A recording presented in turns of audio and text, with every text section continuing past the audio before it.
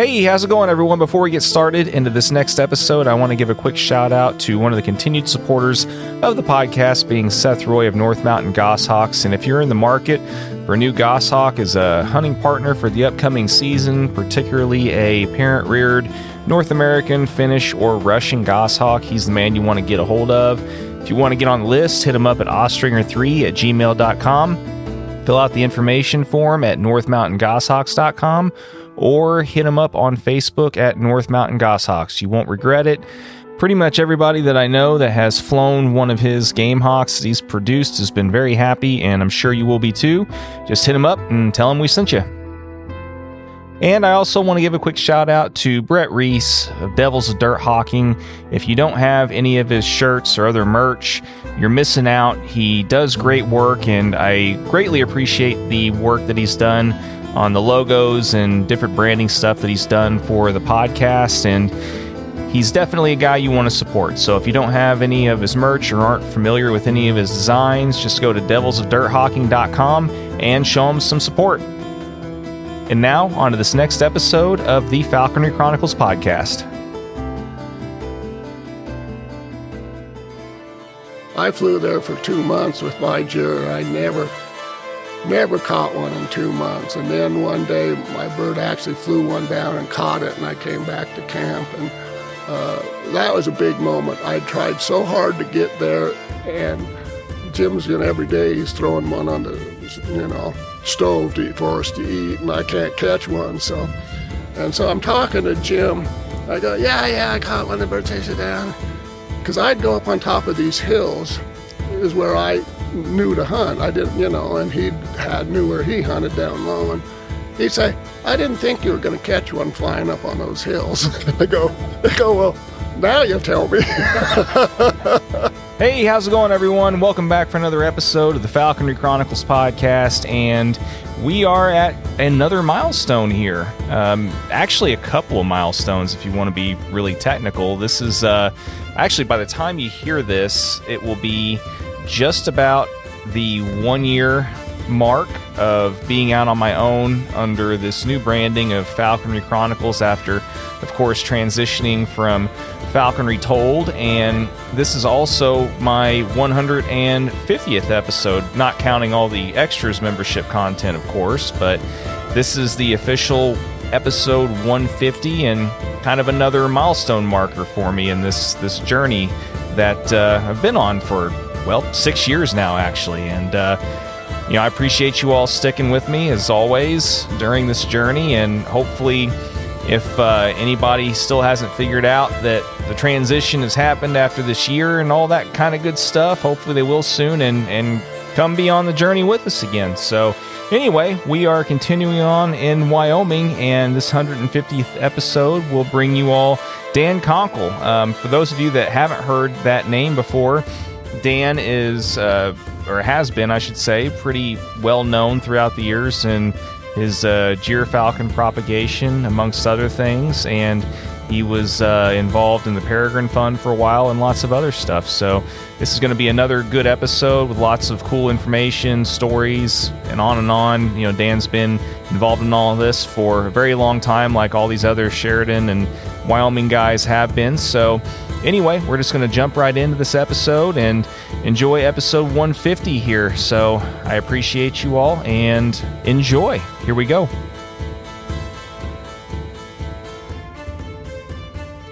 So as far as, being here in Sheridan, what were some of the other places that you lived before you ended up here?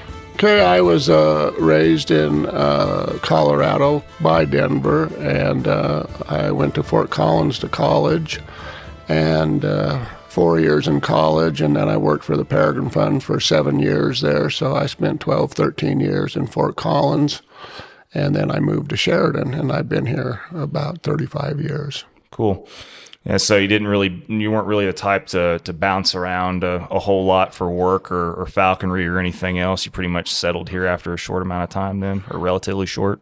Yes. After college, I drove around Montana looking for a job and a career. I got a degree in animal science, and At the same time, I actually got an offer in that field, and at the same time, I had applied to the Peregrine Fund out of college, and so I got hired by the Peregrine Fund part-time for $5,000 a year, and that kind of led my whole life after that, instead of being in agriculture. Gotcha. So whenever you initially decided that you wanted to kind of pursue that as like a career and yeah, I mean, was there any point that you wanted to do or lean more towards the agricultural side of things, or do something different that wasn't necessarily going to tie into something, I guess it could be sort of falconry related, like, the Peregrine Fund? I mean, was there anything in particular you thought you might have in your head that you would like to do instead of that, or? I always knew that I didn't want to work in the city. That's why I went into agriculture, although I wasn't lucky enough to be born on a ranch. It would be between wildlife and agriculture, and, the Peregrine Fund was wildlife, and I was a falconer already at the time, so that was just natural to take that job. Yeah. Well, and was there anything else, like, from either an early or young age that you thought that might be fun to do, or any other kind of like side hobbies or anything like that you had that you thought might be cool to make a career instead of something falconry related? Or not really. I've done art off and on my whole life, and at one time I thought, well, maybe I could be an artist, but that didn't ever happen as far as being a professional artist. So like most falconers, when you get into falconry, that's your big drive in life. So everything centers around that drive. Sure.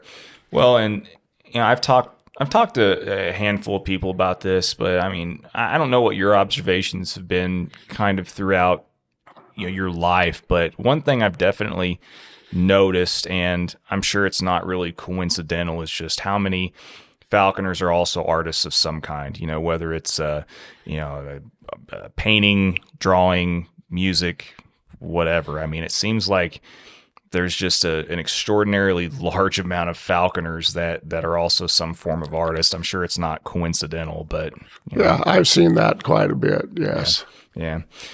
I mean, like I said, I'm always interested to kind of see what makes a lot of guys and gals in this tick, much past just, the natural drive that we all have and share, which of course is the root of falconry itself. But yeah, so I mean, you've been here it sounds like a long time then.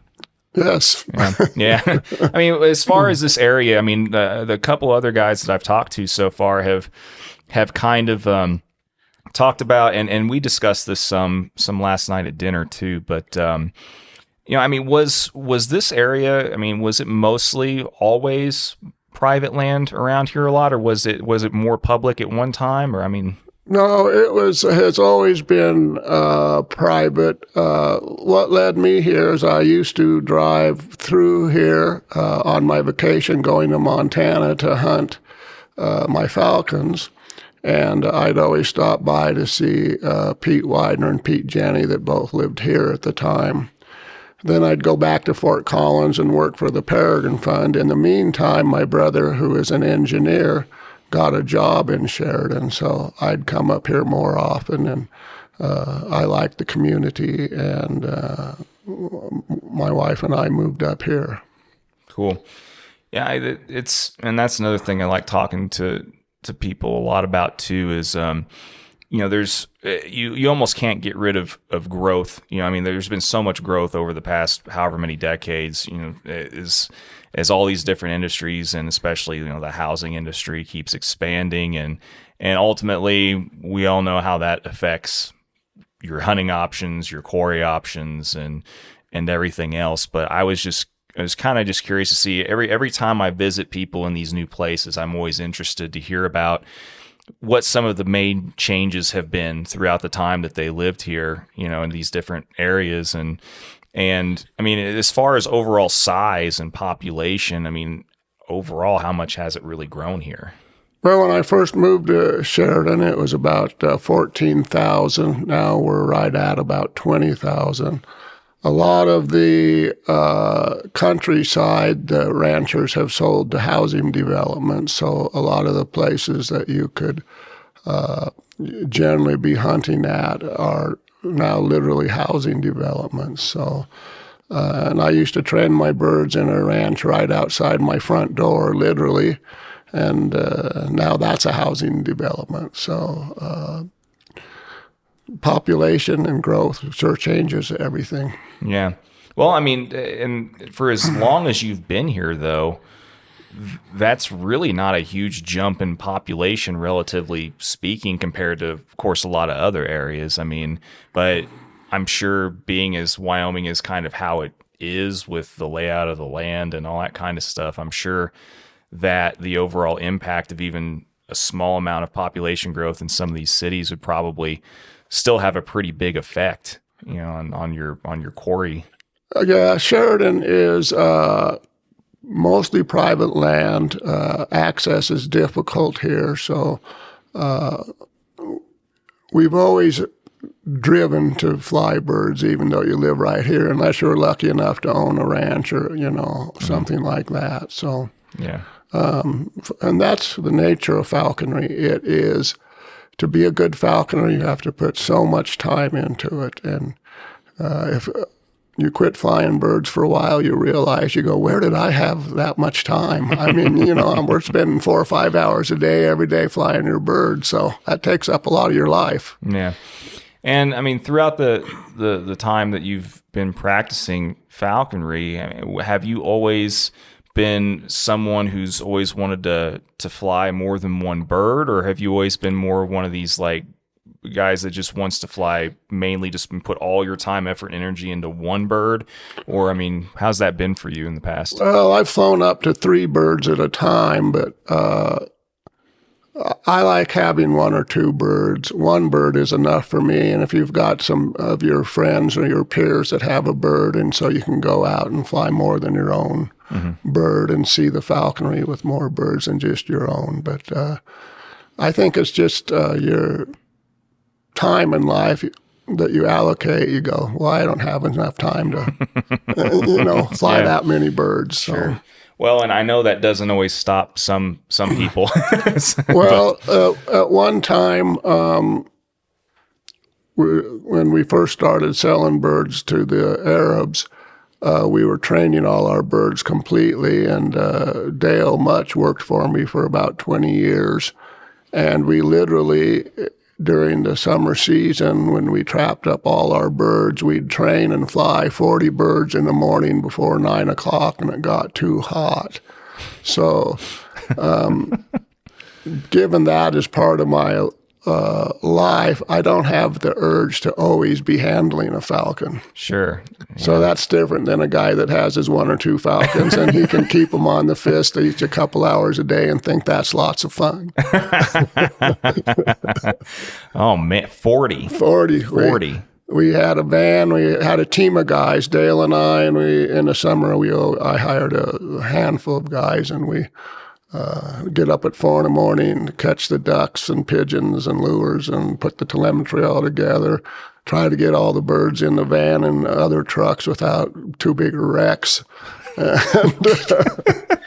And so it's easier now. In those days, Arabs really didn't know how to fly captive birds because they were only used to passage birds that already knew how to fly and do everything. All they had to do was tame them down. Sure. But at this point, they're experts with, you know, they've handled and flown thousands of birds compared to what we in America have done. Yeah.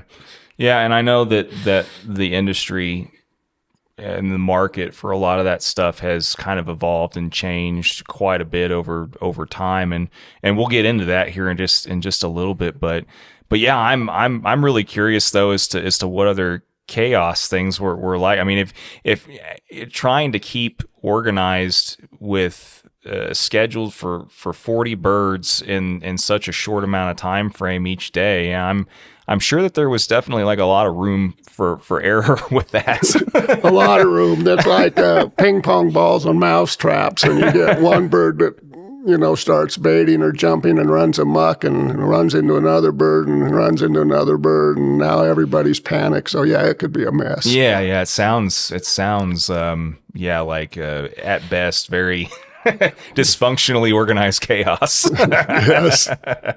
I mean, so like the group of people that you hired then, like how many birds were each person roughly responsible for, and how much time were they allocating for each bird in that time frame in the morning? Well, not enough time, but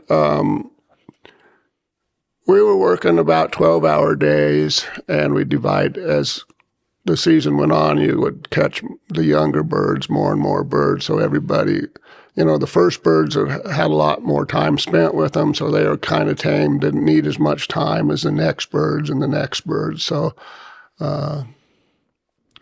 it worked out, and thankfully we didn't.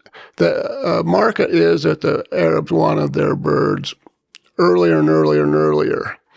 In the beginning, we didn't get the birds there till October, so we had time to train them. Mm-hmm. And now they want their birds in mid-August, so there isn't really time to train them. We just catch them, house them, keep them healthy. I do have a flight arena that the birds learn to fly in. Mm-hmm. Yeah, like one of those really large, hack pin type of deals. Ours isn't round. Ours is like a horse training barn. Okay. Basically is what it is. It's a horse training barn. It's 220 feet long, 20 feet high, and 100 feet wide. Mm-hmm. Nobody told the falcons it had to be a circle to fly around in circles. So they still fly around in circles whether it's square or not. Yeah. I mean, it's if only they knew what the rules were. Well, we had to, with the, I'll say, advent of the West Nile virus and avian malaria. We used to hack birds before I built that facility. We used to wild hack all our birds.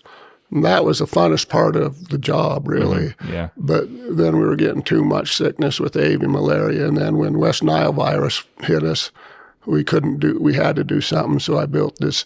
The reason I built the horse riding barn, because I keep mosquitoes out of it, as opposed to the round barns with pheasant netting on the top.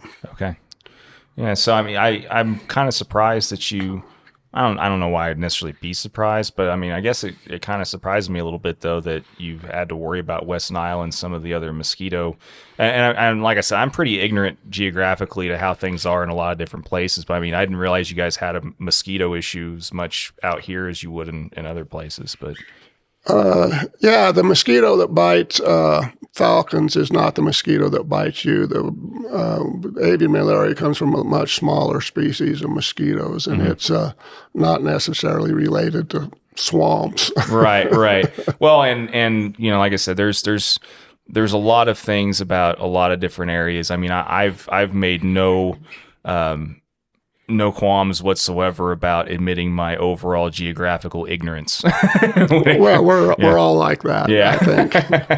But yeah, and that's like I said, one of the many reasons why it continues to interest me in doing these is because I learned so much about so many different areas and the kind of challenges that people face in some of these different areas. But yeah, that makes sense. I mean, yeah, I can understand why, structurally and everything else, you would want to make that decision to. Well, a lot of it is the type of birds raising gyrfalcons and gyrperegrines and saker hybrids.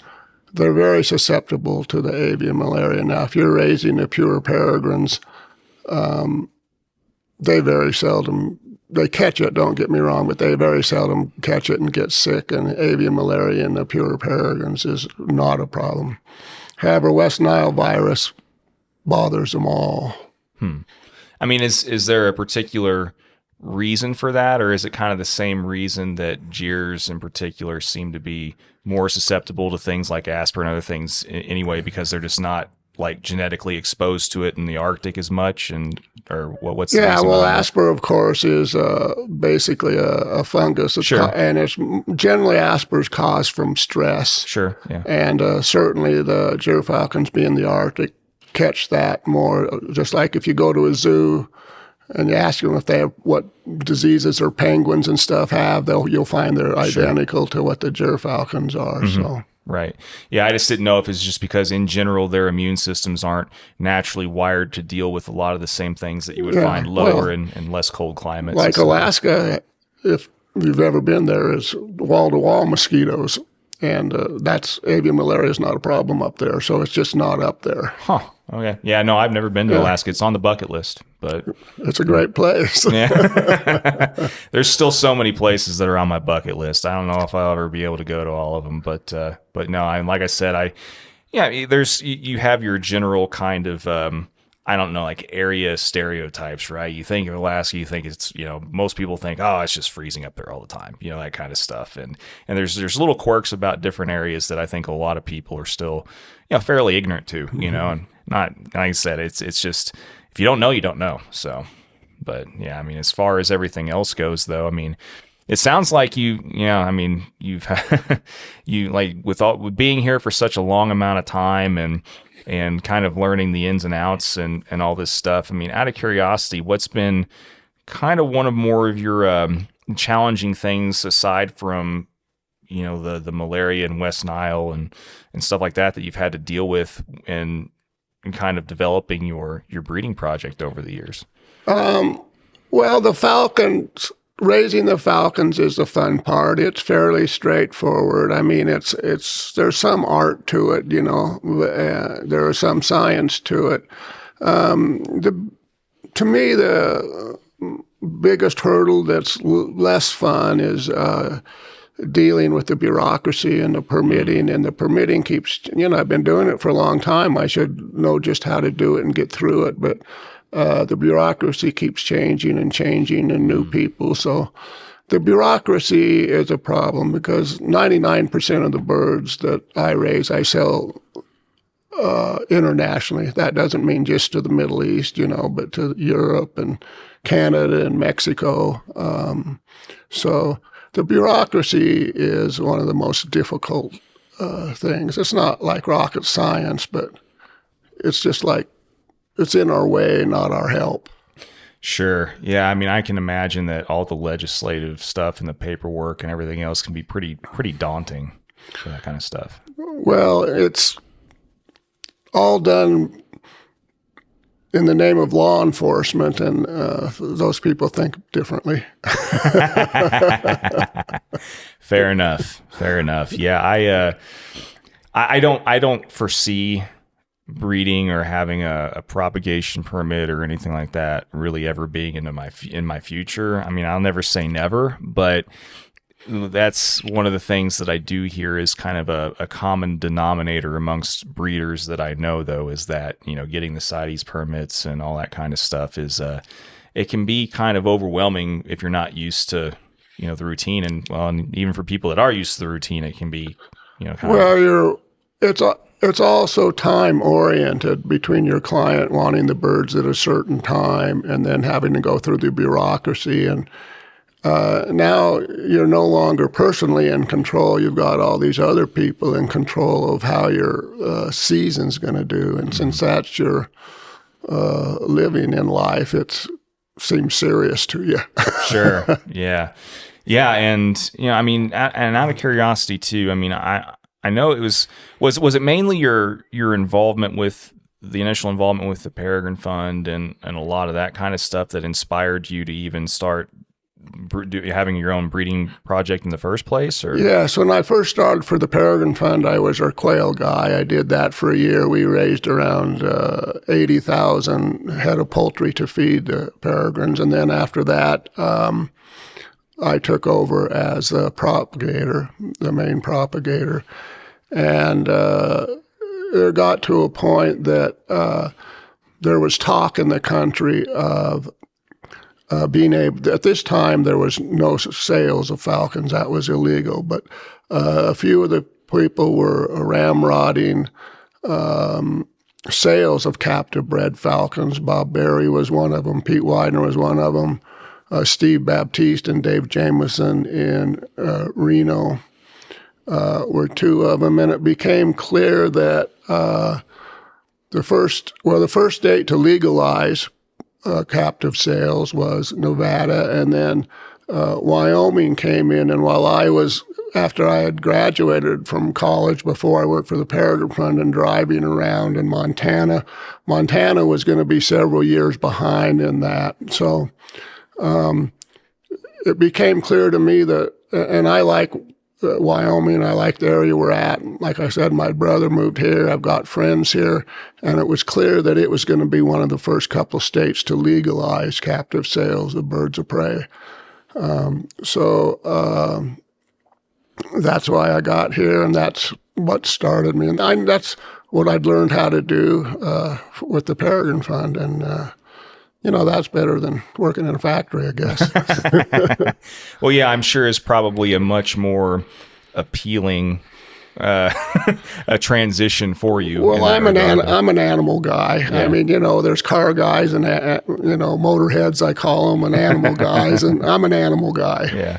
Yeah. Well, yeah. And there's plenty of people like that I know too. It's just like, and it's really funny the amount of, as I've talked to some other guys recently about this too, the amount of falconers that are also in all these different, categories in the animal world too. And these, like, there's a bunch of falconers that are also herp guys, into snakes and all kinds of other reptiles and stuff. And yeah, it's amazing. I think generally, for the most part, I mean, most falconers kind of default to being animal people anyway. I mean, you have to be to some degree to want to put up with all the stuff that we do. but yeah, so I mean, whenever you were initially learning the ins and outs of breeding, from your time with the Peregrine Fund to the time that you started your own business and everything else, I mean, what is the hardest thing for you to kind of wrap your head around, you think, with learning kind of the intricacies with all that? Well, I don't really know how to answer that question, because you were always, finding the money to build the facility, and then, you were building the facility yourselves and hammering the nails. So there was always a goal in front of you, an immediate goal in front of you to do this or get that done, or, so, and then, in the beginning, it was acquiring fancy birds, that would have a market value. And, so that was another aspect of it. Mm-hmm. And as far as like the more, I don't know how to even word this really right, but as far as like the, with the birds themselves and just the more scientific aspect of it, or, I mean, the ins and outs of the actual, making sure everything was right and the conditions were right to get the actual, the birds to breed, and like, was there anything like, around that kind of stuff that was hard for you to learn? Well, it's a learning process. It still is a learning process. You learn new stuff about how to handle birds and breeding them all the time, every year. But after, the 7 years at the Peregrine Fund, I knew how to breed birds. I knew how to artificially inseminate them. I knew how to incubate eggs. I knew how to raise babies. Mm-hmm. Although at the Peregrine Fund, we raised the peregrines for release, and so you kept them till they were 35 days old.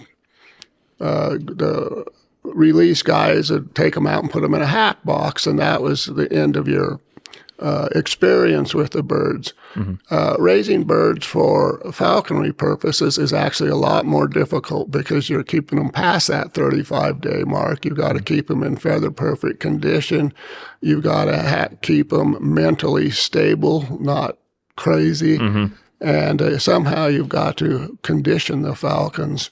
And sometimes, when you're waiting for CITES permits and all that, you're keeping the birds for several months. So you've got to keep your birds healthy for that time. That part of it is a hurdle every year, is to somehow warehouse and care for those birds and keep them perfect until you ship them out of the country. So gotcha. Yeah. So it's just more of learning how to continually evolve with the different logistical needs, more so than anything. Yeah. And one time, I don't know, it was about 12 years ago, I built a air-conditioned barn just to house birds. And I only use it 2 months a year, totally air-conditioned building with chambers in it to house the gyrfalcons before they go out of the country. So you see these needs that come up, and there's the business of falcon propagation. You can work as many hours in a day as you want. If you're really a stickler for everything perfect, you could work 24 hours a day. And so I just settle and go, no, I'm not working that hard. Yeah. Yeah. I'm sure that after as long as you've been dealing with it, I'm sure that at some point in there, it became probably pretty apparent for you that, like, here's my line. I'm not going to go past this line after a while, because while I could, there's really not any extra fringe benefits that coming, of going kind of past that amount of effort. And the older you get, the less energy you have. Fair enough. Yeah, I can imagine. I mean, and you've, I mean, over the years, I mean, what point did you feel like you kind of started having the need to start downsizing a little bit, or adjusting the amount of overall birds and stuff that you have on hand that you're constantly taking care of and all that? Well, I've spent the last 34-ish years sending birds internationally to the Arabs. The market at one time was very big, and it was all new and exciting. In the end, the market is starting to go downhill. So you see several things. You can see that the market's going to fail. You've got all these birds you're taking care of. I'm not talking about the babies, the adults, and that you've got to, you can just see the writing on the wall is business-wise, it's time to get out. And so the other thing that always is in the back of my mind, because at one time we had 100 adult birds. I'm down to close to 40 now. So, but the other thing that always crosses my mind, what if something happens to me? And I got this whole mess of birds for my wife to try to figure out what to do with. Well, there's all kinds of legal manners, and she's not a propagator. And so, as you get older, you start thinking about those things. So, there's just a natural time to get out of it. Sure. I like breeding the birds. Breeding the birds is fun every year. Sales is not so much fun. I'm not really a people person. So going out and selling them every year. And I've been to the Middle East every year except for the first and second year of COVID. And those were good excuses not to go. I did go again this year. But so I've got friends and clients that I go see, but I've been going to the Middle East for the last 32, 33 years, something like that. Which specific part? Well, I've been all over. Mostly I center out of Dubai, but I've been to Saudi, Bahrain, Qatar, Emirates, Abu Dhabi. So I've made the rounds on that, and I have clients, all over in that respect. I got you. Yeah, I can imagine that if you literally go someplace, I mean, really, unless you're just absolutely head over heels in love and enamored with a certain area, I can imagine that a little bit of a break from going somewhere that you've gone literally every year for like 30-something years would probably start to get a little mundane after a bit. Well, it's just like work. Yeah. Well, especially, I mean, and if it's your job, I mean, I guess it's another thing. If you don't really necessarily have a choice, but to continue to do certain travel related things for your job and your income, well, it is what it is. But well, I mean, and so as far as going back to kind of whenever you initially started, I mean, what was your main motivation in wanting to sell more internationally? I mean, did you feel like you had to do that to make it a career, or? Yeah, there's you can't, with the prices in the United States, you can't make a career out of it because it costs you as much to raise or more to raise a falcon than the people are willing to pay you to buy it. So that's why I use so many what we call backyard breeders. If they're not selling internationally, they're breeding a handful of birds to get to their friends or to sell them for, $1,500, $2,000, which doesn't even pay, it cost me about $3,000 to raise a bird. So there is no real business that would support a person without another job as far as selling birds only in the U.S. Sure. Yeah, no, that makes sense. And the main reason I wanted to kind of delve into this a little bit is I think there's still a lot of people that don't really have a full appreciation for the amount of money it does take to maintain birds. I mean, there's some people that I know that, are surprised sometimes at how much, some of these birds cost. And, I've had this conversation ad nauseum with a lot of different people. And, the cost of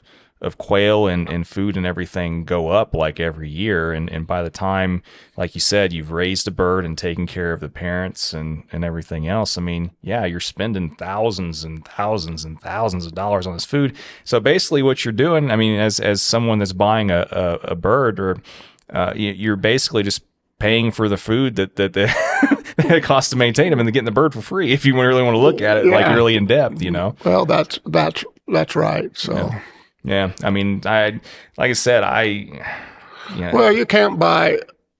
Go try to buy a purebred puppy of any kind. It's going to cost you $1,000 minimum.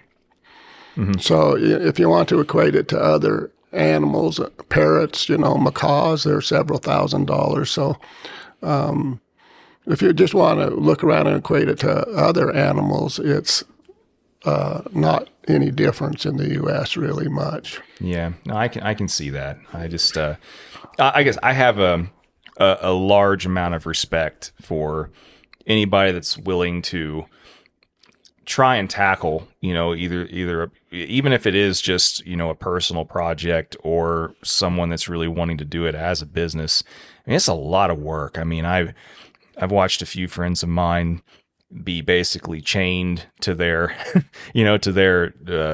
breeding projects for months on end, Well, there it is right there, between the Peregrine Fund and my project, I've been breeding birds for 40 years, give or take.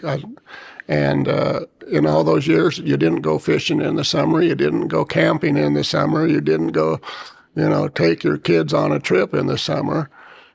You stayed home and took care of the birds during the breeding season. And so that's been my life, and I'm not complaining about that. But that's the sacrifice of being a breeder that you make, really. It's that you are tied down to this, like your falcon dairy farm. Yeah.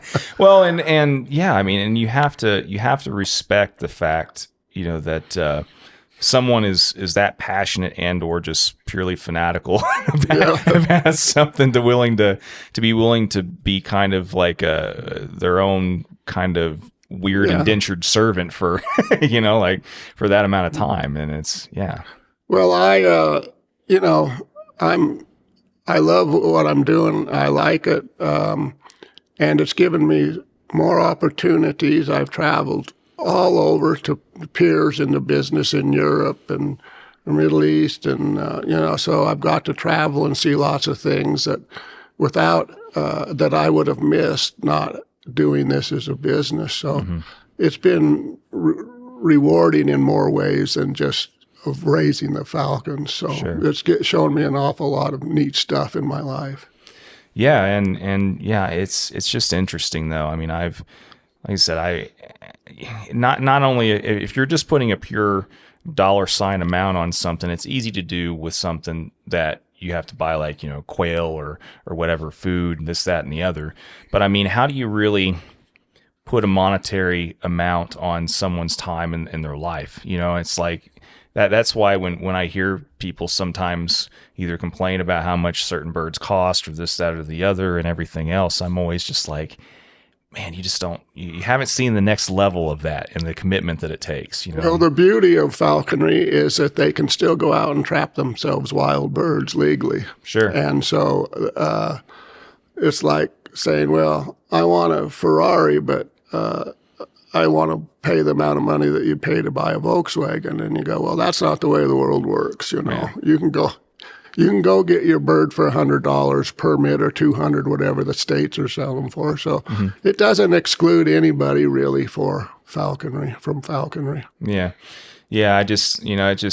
I know for me personally, sometimes it irks me a little bit though, and I don't necessarily hold it against people whenever they, don't understand certain, because there's a lot of people that don't, like I said, they just don't understand and haven't seen the amount of extra work, time, effort, everything that goes into maintaining stuff like this. Well, there's a contingency of people who somehow think it's immoral to sell birds, falcons. Like falcons are like selling your child, that, morally you shouldn't do that.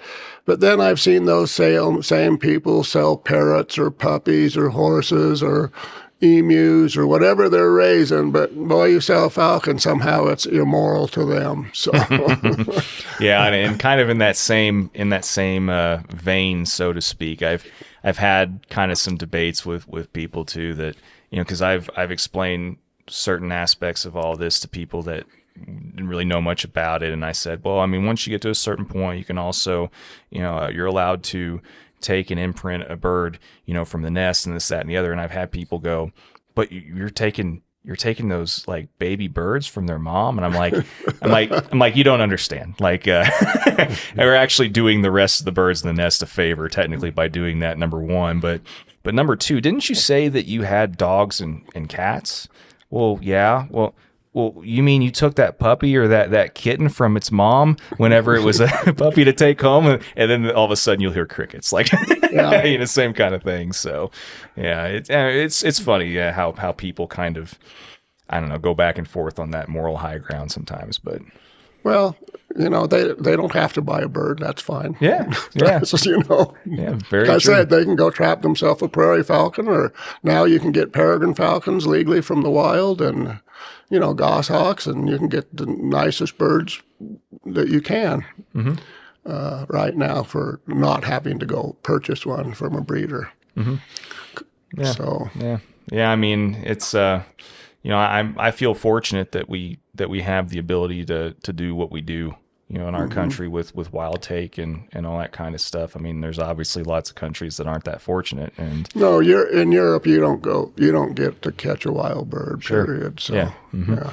Exactly. And yeah, it's, like I said, it's, and really the argument for, captive breeding is that, and sales is what makes captive breeding, cause you can't always do everything for free, that helps protect the wild populations. That's what CITES kind of was all about too, is actually for all the captive birds that you raise and sell, there's that many less birds that would be harvested from the wild. So it does have some conservation benefits also, not to mention the birds of prey that are, the peregrines, oplomatos, birds that are raised for release,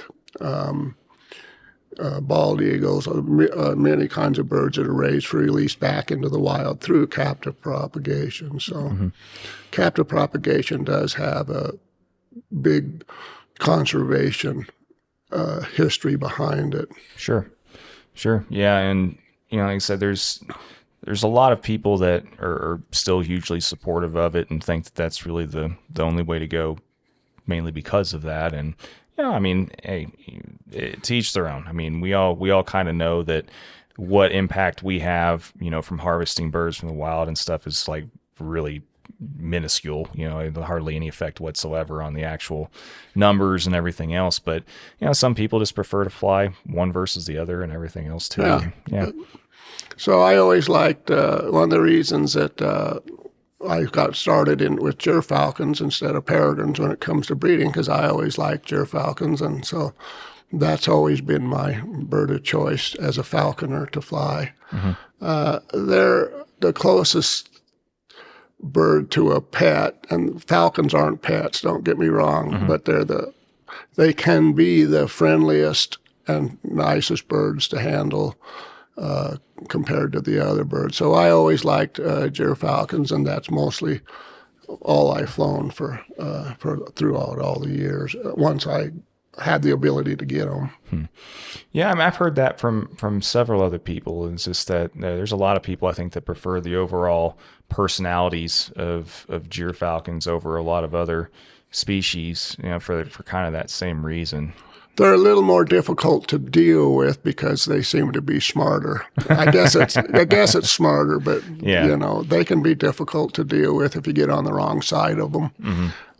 So they train you; you don't train them. Yeah, it's kind of almost like Harris's hawks in that same vein a little bit. Then they're so smart that it can be a little bit of a challenge if you aren't doing things correctly. And yeah, well, with a gyrfalcon, if you don't want to get on its wrong side because they're not very forgiving. Yeah. I think it makes a better falconer out of you. I think one of the hardest birds to fly, and I don't know anything about accipiters, so I'm talking about falcons, but one of the most difficult birds to fly are jerkins. I mean, they fly great, they do great, but they can also go sidewards on you if you're not careful. Yeah, I mean, it makes sense. I like I said, there's so many different intricacies about so many different species, and it's so easy to broadly generalize some of these different species as well. And I mean, we always just have to remind ourselves too that all these birds are so individualistic and have their own personalities and things like that also. But it's always good to hear from people with a lot of experience with a certain species, kind of what their general, or the majority of the experiences have been with said species too. So, yeah. Yeah. Well, I like gyrfalcons. They got the biggest engine of all of them. Fair enough. Well, and it makes sense for where you live around here and everything else. Yeah. I've always, my favorite biome in the world is the sage country. So hunting sage grouse with gyrfalcons, running your English setters, because the gyrfalcon or sage grouse hold for points very well for your dog. So, so that was a natural for me, with the antelope hunting. And now I'm running some sight hounds at the jackrabbits in the sage. So I just love being out in the sage and flying a gyrfalcon, at sage grouse with your dogs is really my idea of the best part of the world. So, yeah, I mean, there's a lot of people that consider that like the ultimate form of falconry and the hardest form of falconry. But I mean, well, a lot of the guys have gone to hunting prairie chickens, and sharp tails are harder to catch than the sage grouse. But I like to catch stuff, so they're catchable. Fair enough. And personally, you kind of touched on it there for a second. I mean, I'm really enamored and really kind of one of the things I haven't seen yet that I really want to see is gyrfalcons and jackrabbits with sight hounds and coursing hounds and I haven't got a chance to see it in person yet, but I have that in my head. Like that's one of the things I think just would be really cool to see. Some of the guys in New Mexico are really successful at that with flying hybrids. Interestingly enough, tertial gyr peregrines, Yeah. So because they're more agile for stooping and turning around, japping a jackrabbit as opposed to a gyrfalcon that's faster and just straight out power. So, and one of the things that I got in the Middle East, I had 2 Salukis, both gifts from sheikhs there, and so I ran one of those and flew with the gyrfalcon. I wasn't very successful at that, but we did catch some jackrabbits, and it was a whole new form of the sport that I'd never done. And so I appreciate these guys that actually have quite a bit of success with it. Sure.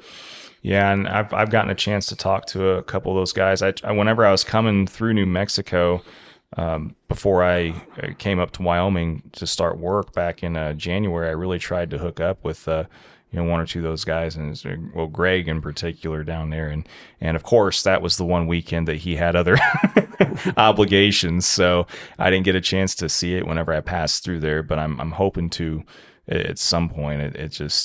like I said, I'm a big fan of dirt hawking. Of course, being where I'm from, that's pretty much what we have, and we don't really have any jackrabbits where I'm from, and we also don't really get to fly. I mean, where I'm at isn't really suited in most cases for big or long wings. So of course it all goes back to that allure of what you can't have, right? And what you think is going to be really cool. And I don't know. I just think it'd be neat. So yeah.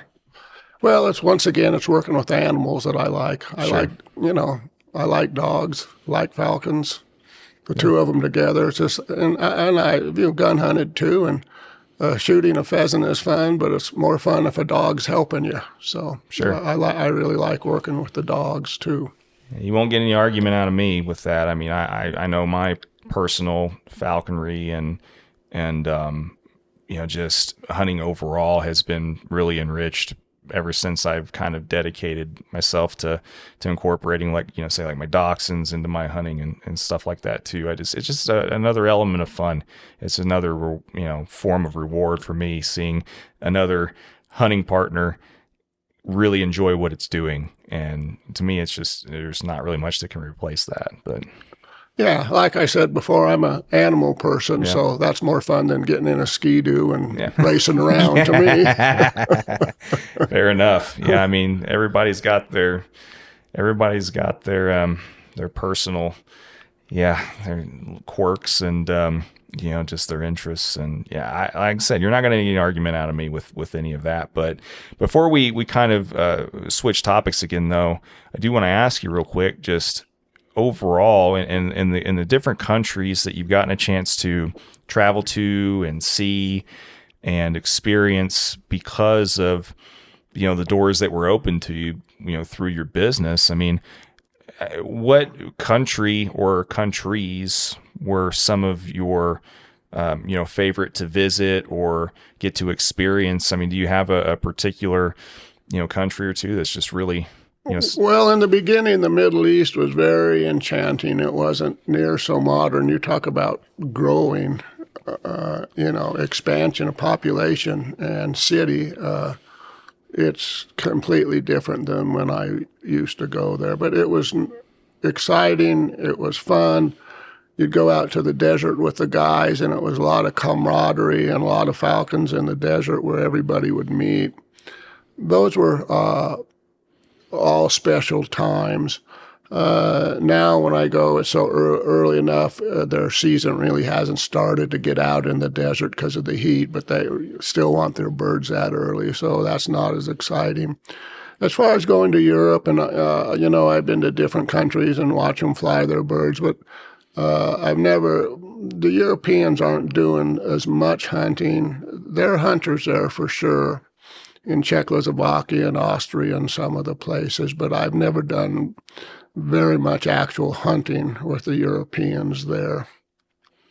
They all want to come here. In America, we have more land and game than any of Europe has. So, Sure. but I think really the best falconry I see is in the United States. Mm-hmm.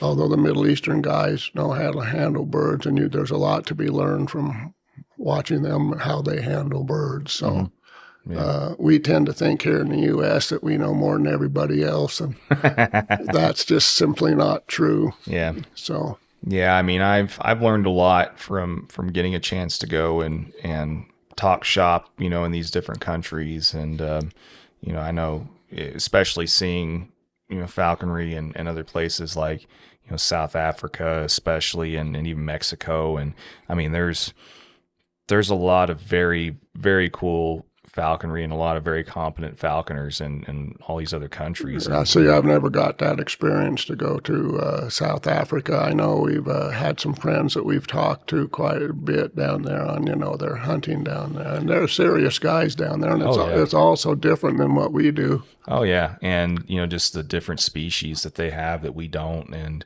I mean, it's very cool. Like I said, I feel very fortunate, to have gotten a chance to do those things, and that's why I'm always curious what other people's takes are on. Well, that is one of the things that you find falconers have in common. I mean, you can meet somebody from around the world and show them a picture of one of your gyrfalcons with you on your fist, and, you can open up the whole, conversation with the falconers from the other countries. So sure. And yeah, I mean, a lot of times, who knows? I mean, normally it'd be people that you would never even have any kind of connection or or friendship with or anything if it wasn't for that initial spark too. Yeah, and I've got some friends in Austria, and it turned into pretty good friendships, and so we ended up going boar hunting and red deer hunting and all kinds of different things that the opportunities that I would have never had without being a falcon propagator. Sure. Well, and yeah, I like I said, I'm glad that you've gotten a chance to have those experiences, and I mean, I would like to make it out somewhere into the Middle East at some point. I know there's probably a lot of cool things to see out there. There's like I said, there's just so many places that are on my bucket list, and only so much time, and but I mean, we've done all this talking about these other subjects so far. I haven't even gotten a chance to ask you yet how you initially even got interested or found out about falconry in the first place. Well, I had my first bird of prey when I was in sixth grade. Our science teacher took us on a field trip, and when I say a field trip, we went across into the field. We lived the school was not too far from this reservoir. And so we went out and went on a field trip and learned all about the birds and bees, so to speak. And we ran across a marsh hawk's nest that the baby marsh hawks were in it. And of course, the science teacher says, now you people, you got to leave these alone and you got to respect them. And, so they're best if left alone and be private. You shouldn't handle them or anything. So we said, okay. School ended at 3:00. At 3:15, me and two buddies went out there, and we all had ourselves a baby marsh hawk. And so that was my first hawk. Then the next summer, we found some baby burrowing owls, and we built a, I call a cage, but a room with them, and we dug a hole in the ground, and they lived in the ground, and we threw mice and ran down the holes, and we didn't handle them at all. And then we learned how to trap kestrels. And I had my first prairie falcon when I was in 9th grade. My friend was in 10th grade. He had a car, so we could do that. And I took a baby prairie falcon from the nest. So I grew up really with falcons, and it's not because if I'd have found a red tail nest in 9th grade, I'd have had a red tail. If I'd have, it's just it was close, sure. Within 15 miles of where I grew up was a prairie falcon eyrie. So ever since that point, I've always had falcons. I had a goshawk once, but I didn't like it. I gave it away by Christmas. So I've always had falcons, and I caught a little bit of game with my prairie falcons in high school, but I was also a pretty serious athlete, so I didn't hunt as much as I could to make a good bird. But in college, I really turned into a falconer and a hunter, and of course, then after college, it was a Peregrine Fund and my life after that. So I've had birds of prey in my life since I was in about 6th grade. Yeah. That's a long time. Yeah, and it seems like that there's the guys that seem to get into it really young like that seem to always have a very similar story in that they found a nest, found a way to procure a bird from said nest, and kind of get their learning lumps in that way. And of course, that was from the area before, in a lot of those people's cases, before any rules or regs are in place and all that kind of stuff. And I mean, it was the same way for you at that point, right? Well, we never knew what the rules and regulations were. I think it was about 1970 when they started having licenses, and then the birds started getting protected. Sure. We never knew any of that stuff. Right. In fact, I told you I got my first prairie falcon when I was in 9th grade, and I was riding my bike down the road, going to the field to fly with my Falcon on the handlebars, and a guy drove by and stopped, and he was a young guy, older than me, and he had a prairie falcon too, and we became good friends. But I did, several years of falconry and birds of prey without ever knowing anybody. Mm-hmm. Yeah. I did some, with my marsh hawks, I made little hoods that looked like Ku Klux Klan hoods. I knew you were supposed to get a hood. Finally, one of my parents ordered and got me Hal Webster's book, and that kind of opened my eyes on how things were supposed to be done.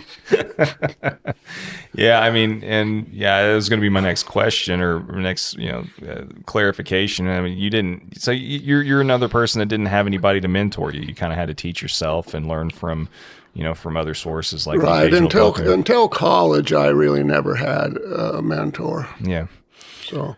Yeah, I mean that's that's cool though. I mean, at least you had the initiative to try and make your own equipment and everything else. My parents were real good. I brought home these birds, and my bedroom was in the basement, and behind my bedroom was a storage room that my parents had. My dad gave that storage room to me that I turned into a hawk house. So my parents were really supportive of me having these hawks in the house when I was young. So, Well, I mean, you were fortunate in that regard then, because I think most people that I've talked to, their parents really weren't a big fan.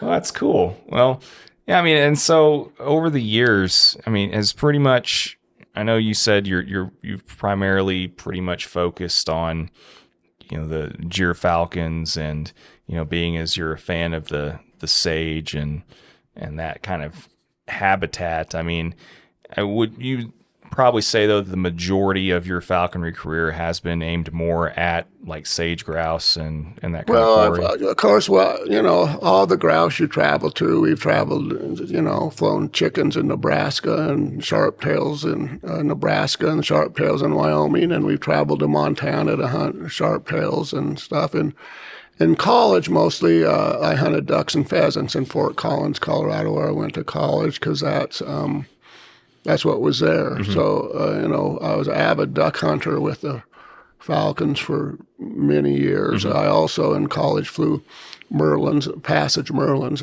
I still think passage merlins are one of the great birds, and we flew dickey birds.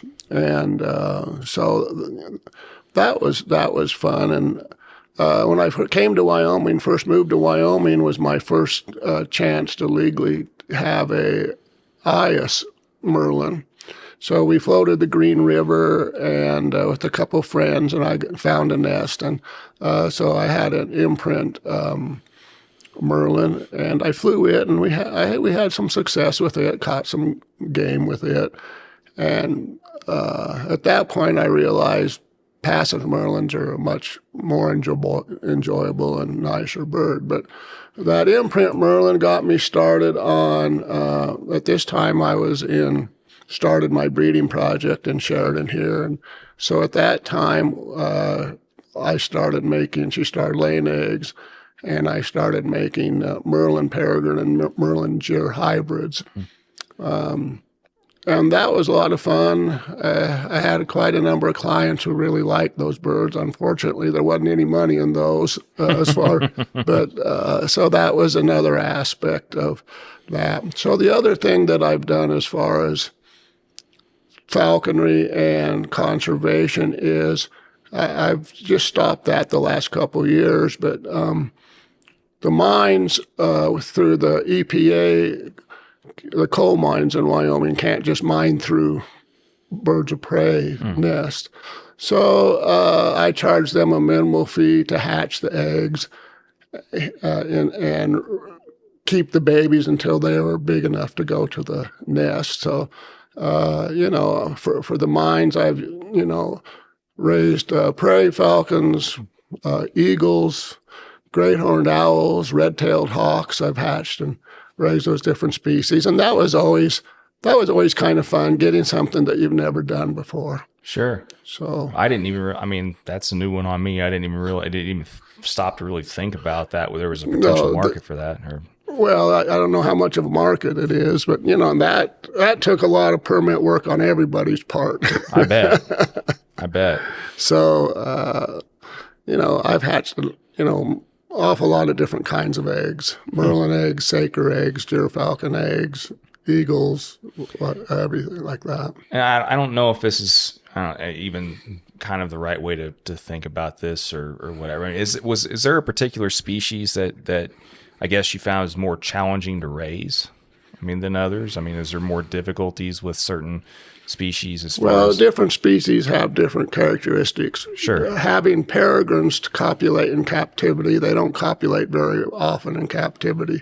They do, but if, when you, like when I worked for the Peregrine Fund, we had about 20% of the pairs would copulate. So there'd be an awful lot of most of the birds are made from artificial insemination. Mm-hmm. Gyrfalcons copulate much better in captivity, and so it's easier to have.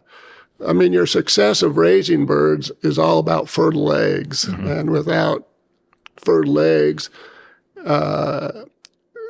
it's very difficult. And gyrfalcons are much harder to artificially inseminate than a peregrine is, a wild bird. Now, that's kind of where the imprints came in, because you didn't have to grab birds and try to avert their oviducts and mm-hmm. Mm-hmm. Put the semen in it. And that's where these guys, pet guys, really like these imprints. And they certainly have a function in breeding, but they're also very time consuming. It's like having several wives. Yeah. Yeah. That's why, I mean, and I know that there's extra challenges when it comes to certain, having imprint versus, trying to parent your, parent rear birds and things like that. Like, especially like in the, or I should say, having natural pairs, to produce parent-reared birds. Well, we call them natural, but if they don't copulate, then you've got to get in there and do something with them. That is a good point. And then you got to come up with the semen, which is always isn't easy either. Sure, and the timing with that, and sometimes doesn't always match up either. And I mean, and like the other people that I know that try and breed other species as well, like goshawks, and especially the ones that primarily do parent reared versus imprints with those and stuff. It's a whole other sets of challenges involved with that as well, with aggression towards sometimes the pair they try to put together and all that kind of stuff. Yes, I've got some friends that breed goshawks, and I just couldn't do it because you got to worry about the female killing the male all the time, and I just couldn't worry about that. That'd drive me crazy. But more hats off to those guys like Lance that are very proficient at it and know what they're doing. They even have, if you get a bird from Lance, you got to get it before it's 45 days old, because the young will actually kill the adult female. Mm-hmm. So, all kinds of things like that would drive me crazy. Yeah. I just couldn't do it. Yeah. And, once again, it all just goes back to, people just need to understand that there's a lot more that goes into a lot of this stuff than just... I suspect raising goshawks is a lot harder than raising falcons. Just from kind of what I've gathered, that's kind of, me being a complete, completely, outside looking in layperson for the most part. I mean, I have seen people interact and manage, they're primarily falcon projects versus, what goes into some of these other goshawk projects. I think to be successful raising anything, whether it's dogs, cats, or goshawks, you have to really like the birds you're dealing with. Sure. Some of my friends raised parrots, and I've had a couple pet parrots, and they had breeding facilities with parrots. I'm going, God, I could never do that. I don't like them that much, Yeah. So I think to be successful at breeding anything, you actually have to have a real love for the kind of bird or animal that you're working with. Sure. And I think that goes for almost any endeavor in life, really. I mean, odds are if you don't like doing anything, it doesn't really matter what it is, you're not going to be as successful at it overall. And then, if you really truly loved it, what you're doing. And, but I'm not the guy that said it, but if you love what you're doing for a living, you're really lucky. And I've been really lucky in that respect. I mean, what could be, for a falconer, what could be better than working with falcons all your life? Sure. So, yeah. So I've just been really lucky, and lucky with a lot of effort put into it. And so the harder you try, the more luck you have. Yeah. The harder you work at it, the more luck you have. Sure. Yeah. And I mean, and some of that just, it goes from luck into just pure persistence. I mean, the longer you stick with something, the greater the chance that you're eventually going to have success with it. I mean, yeah, well, that was my plan. If you get enough birds and put them together, something's bound to happen. Yeah. I mean, eventually something good will happen. Yeah. Yeah. I mean, it's a good philosophy. But, well, and so going back again to, your time with like the Peregrine Fund and, I mean, what were a lot of the different things that you were, doing, during your time at the fund? Of course, we've already talked about some of those things, but I mean, what kind of other things were you doing, and like, how was your overall experience with that? It was really kind of a labor of love because they paid so little in those days that you were kind of always in poverty. But too, in those days, nobody had a peregrine or nobody had a gyrfalcon. This was what the newer falconers don't realize is you couldn't get gyrfalcons or peregrines. You'd have your prairie falcons and your Goshawks and merlins and stuff like that. And so just to be around the peregrines and stuff was, and of course, that's all we really raised was peregrines there at the Peregrine Fund.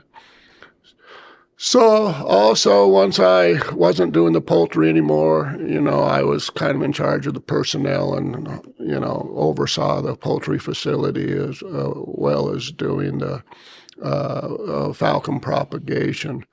Bill Burnham, who was the boss there in Fort Collins, not to confuse it with Cornell,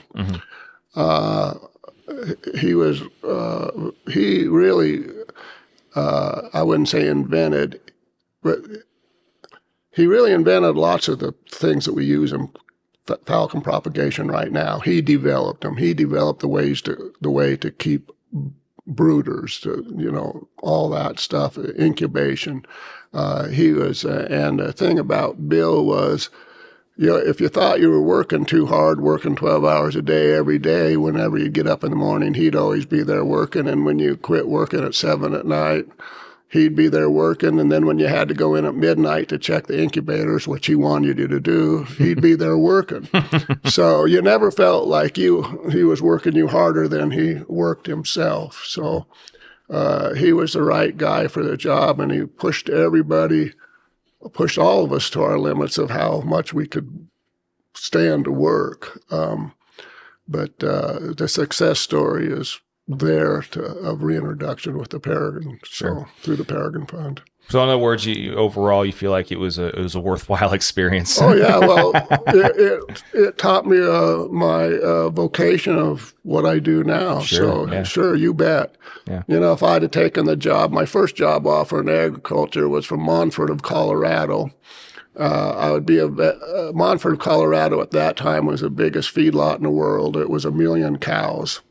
And I got offered, my first job offer there was being a vet tech.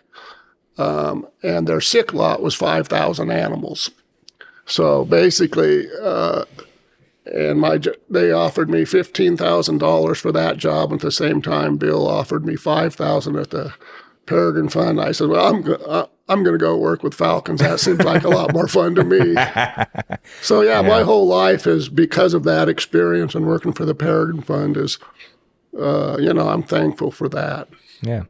Yeah. I mean, and like you said, anytime you've got somebody that's over you that not only knows what you're doing, what goes into it, but also sets like the work ethic standard, it's always nice working for somebody like that in that kind of environment. It provides a better culture.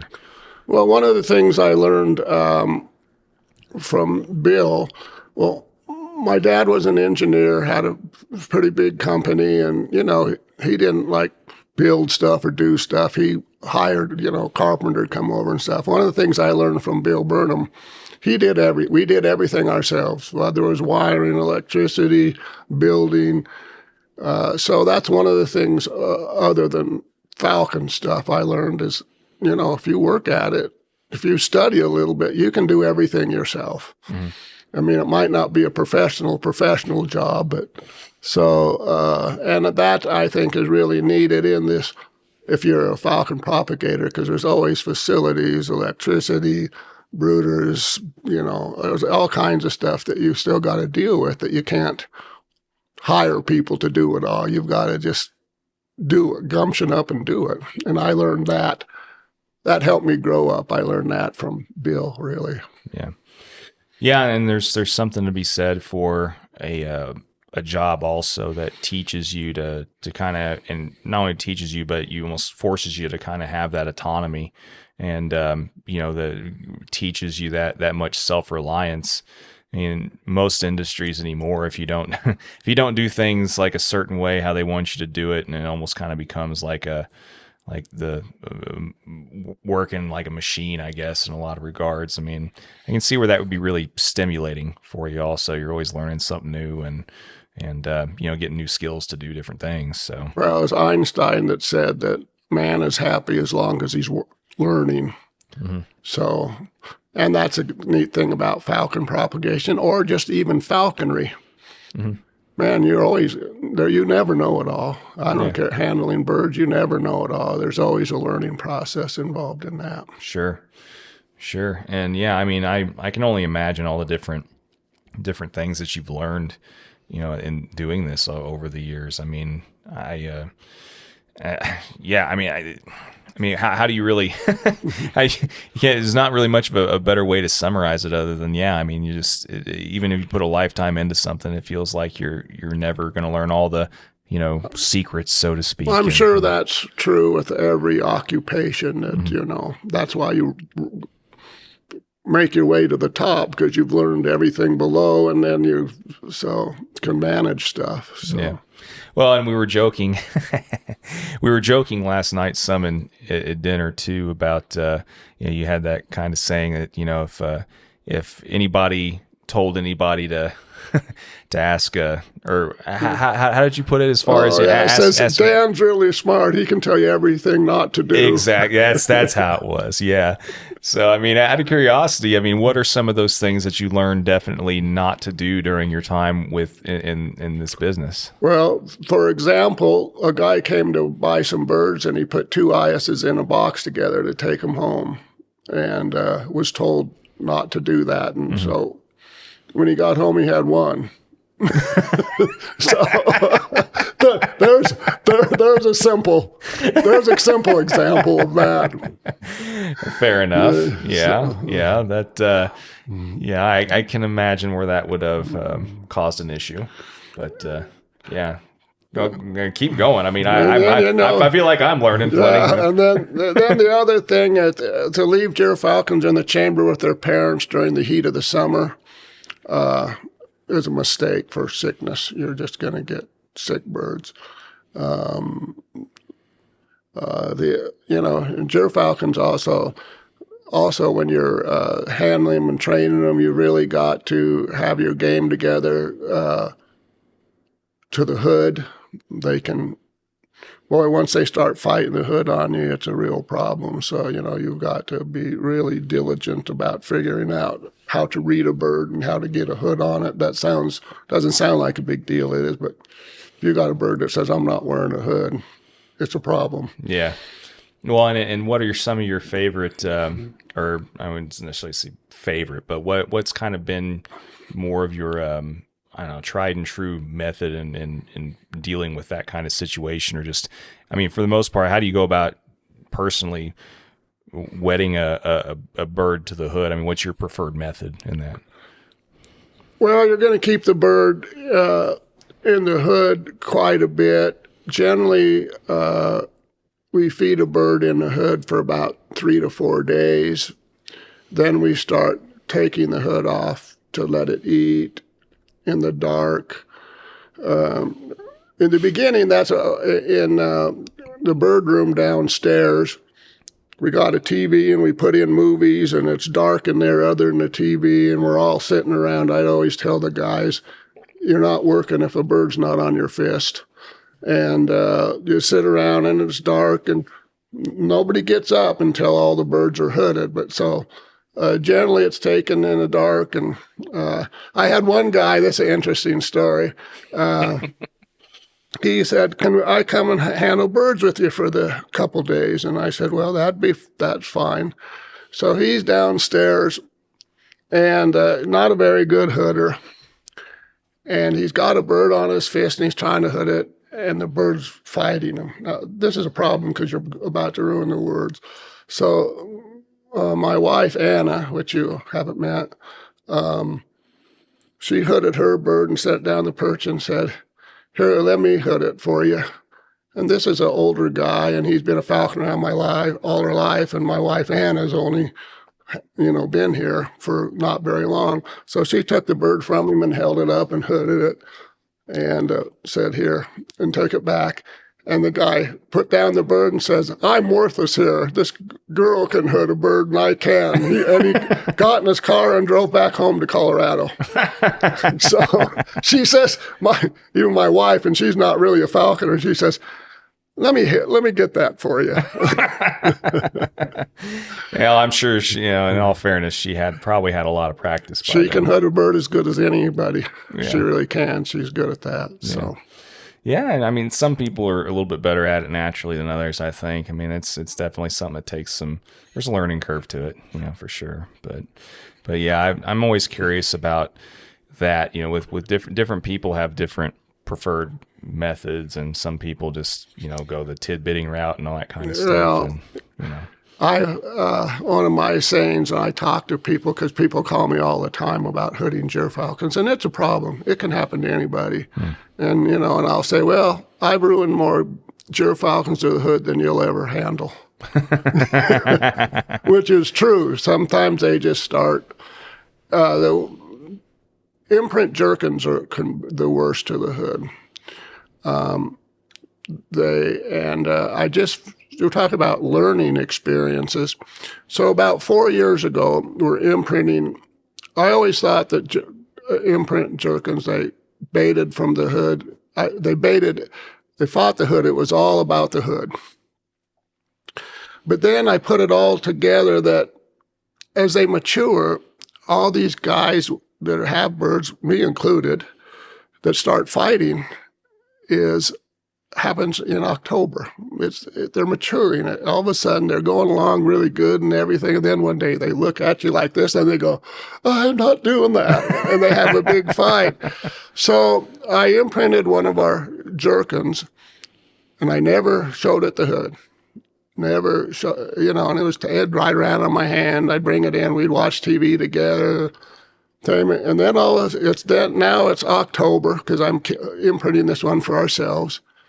And I'm picking him up, I'm walking around, and he looks at me with big, huge eyes and goes into a temper tantrum. So it's no hood was involved. I always thought that was all about the hood. But it's about a maturing process because it always happens about the same time of year that it starts. So I thought that was interesting. Huh. But I've never heard that before. That's cool. Chamber-raised birds or wild-raised birds, gyrs don't seem to fight the hood as bad. They fight it, they'll bait, and they'll come back up to be hooded. Imprints, if they start baiting from the hood, they're going to be upside down, chew on your knees. That's a nice way of saying it. Until hell freezes over. So, so some birds, imprint jerkins are bad. Females can be bad, but not as bad as imprint jerkins. But These wild raised birds, you got to start it out good and get them hooded and training. And if they want it, they've got a little pride. If they want to bait from the hood, occasionally they will, but they'll come back up on the hand for you to put the hood on them.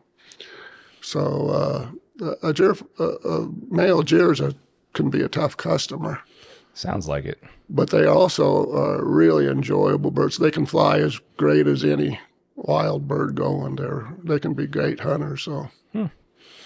Oh, cool. Yeah, that's another new wrinkle in the brain there. I've not heard that yet. So, yeah, like I said, I always learn something new, and so I guess this will be a good time now that we've talked about some of these different aspects of your business and your propagation of all these different birds and stuff. Like going back to some more personal falconry again, though, this would be a good time to go ahead and get like at least one or two of your more memorable hunting experiences or favorite flights that come to mind that you've had. I mean, it seems like every falconer's got at least one instance, that they can always remember that sticks out in their mind, made a huge impression on them, so. Well, I think what are impressionable is the first times that you have success. It doesn't matter if it was a great fly or not. The first time you actually caught a gyrfalcon, sage grouse. And the first sage grouse I caught was, I was working for the Peregrine Fund, and Jim Weaver had called me up, said he had a baby gyr that I want to come and get it. So I drove out to Ithaca and got the bird. It was a chamber-raised kind of bird. Mm-hmm. And trained it, and he used to hunt by sage grouse. He used to come and hunt around Craig, Colorado. Jim kind of was one of the guys that invented grouse hawking in the country. I mean, he did it all before anybody ever dreamed of doing it. Okay. So anyway, I'd go camping with him, and he'd fly his bird. He had a little male hybrid at that time, and every day we'd never go out together, you understand. We'd just go out separate and come back to camp. That's how Jim is. He's kind of private, and he'd always come back with the grouse. And I flew there for 2 months with my gyr, and I never caught one in 2 months. And then one day, my bird actually flew one down and caught it, and I came back to camp. And that was a big moment. I tried so hard to get there, and Jim's every day he's throwing one on the, stove for us to eat, and I can't catch one. So I'm talking to Jim. I go, yeah, I caught one. The bird chased it down. Because I'd go up on top of these hills is where I knew to hunt. I didn't, and he knew where he hunted down low. And he'd say, I didn't think you were going to catch one flying up on those hills. I go, well, now you tell me. After 2 months. After 2 months. So that was memorable. And then, when I first started working for the Peregrine Fund, Bill Burnham, he got for me was a Peel's Prairie Falcon. And instead of giving me a pure peregrine, he got Les Boyd bred this beautiful bird, looked kind of like a peregrine dark. And that bird was a great duck hawk from high pitches, and those were some really impressionable days. That after you've caught a number of sage grouse, it's hard to remember a flight, and it's all still fun and all that. Still, one of my favorite parts of that is the dog involved in it. Sure. And real quick again, clarify what all dogs you have right now. Right now I got 5 sight hounds. One's a pure Saluki, and the other ones are Saluki Greyhound crosses. And right now I don't have any English setters. I've kind of gotten into, I'm not flying the falcon the last few years, so I'm kind of gotten into this coursing dog thing. What's kind of interesting about some of these, other than my pure Saluki, the coursing dogs are finely bred mutts. When I say that, is that they're bred not from an artificial insemination, but from a surgery. My friend has acquired, we have in Texas, frozen semen from all the National Greyhound Association champions. We have frozen semen. That semen costs about $700 a shot. And there's technicians that go in and they measure the progesterone in the bitch. And when the time's exactly right, they cut into the side of the dog and put the frozen semen right into the infundibulum. So when I say that our dogs are finely bred mutts, they're crossbreeds, not worth anything as far as financially, but they've got the fastest, best champion race dogs as their father, on the planet. So they're finely bred mutts. So that's an interesting thing. So, and I've always loved beautiful, pretty women, pretty dogs, white gyrfalcons. Yeah. So Like I said, I can't imagine what it would be like now not having dogs incorporated into what I do, and I mean I'm sure that was probably an interesting transition for you, going from your traditional pointing dogs to these different dogs. Right. Well, I had been going to the Middle East for so many years and been around these Salukis, and I really liked the Salukis. I thought and at that time we were having a population explosion of jackrabbits in Wyoming. I was out flying the gyrs with the pointers, and you couldn't go 100 yards without flushing jackrabbits. So I got to thinking about it and talking to some of the Middle Eastern people. So I got 2 Salukis, pure Salukis, given to me. I thought, well, in between the gyrfalcon flights, I'll get out there with the dogs. Well, I raised those dogs up till they're a year and a half old, and then we had the jackrabbit crash, and then you couldn't find one for anything. So that's kind of how I got into the Saluki and dog raising thing. And then I got a partner here in town that I met. I drove by his car and saw a Saluki in his back of his truck, which Salukis are pretty rare here in the United States. So I left a note on his window. I said, I see you got a Saluki. I've got 2 Middle Eastern Salukis. If you'd like to talk sometime, let me know. Well, that got him, and he called me up, and we've been running dogs ever since. But it's like when I saw his dogs run, he had the long dogs. A long dog is defined as not a purebred greyhound, but not a Saluki. It's hybrid dogs. They're called long dogs.